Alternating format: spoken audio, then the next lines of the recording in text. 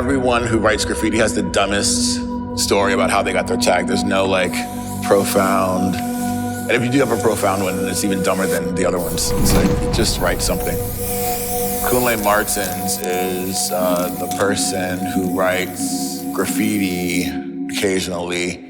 And when he writes graffiti, he has a graffiti crew called IRAK, and he has a tag, IRAK. Fairly simple.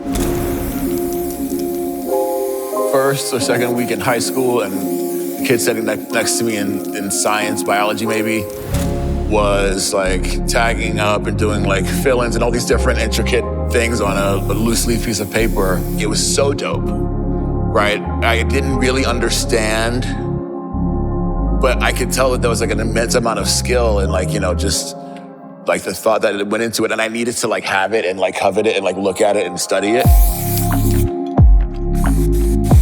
I was never the same after graffiti.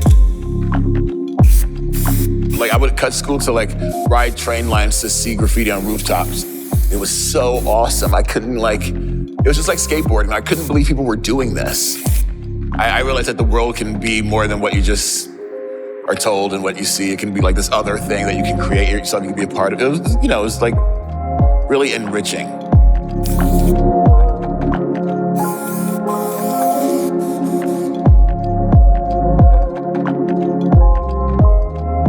There were no prototypes for skateboarding, graffiti writing, fashion dude, downtown, like, you know, doesn't like appear to be gay, but like who gives a shit? It was just us. I am so lucky I had like a supportive group of friends who were just like psyched, you know? Like, he likes older dudes, that's so cool.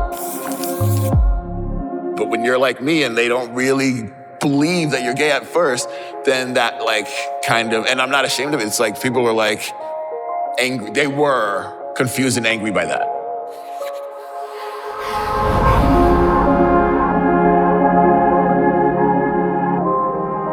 You know, I want to give people like credit for like, you know, moving along with the times and realizing like, oh yeah, like people hardly say faggot anymore. You know, it was like literally every third word, especially when we were in school. And the worst thing you could be was like called a faggot. It was like, oh man, it was like, yeah, I'm just having like a little bit of, it sucked, dude. But then I knew that I was like a good person. Like people didn't know that I was gay, right? So I had to like, be like, what the fuck are you talking about?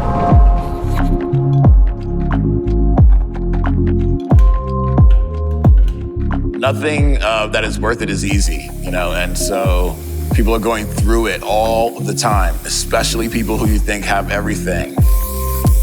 You know, and trust yourself. Like, you know, trust your instincts.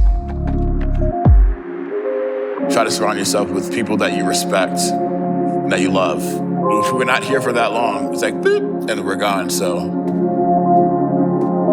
yeah, make it worth it, you know what I mean? Do things that you care about, that are important to you, and spend your time with people who care about you as much as you care about them.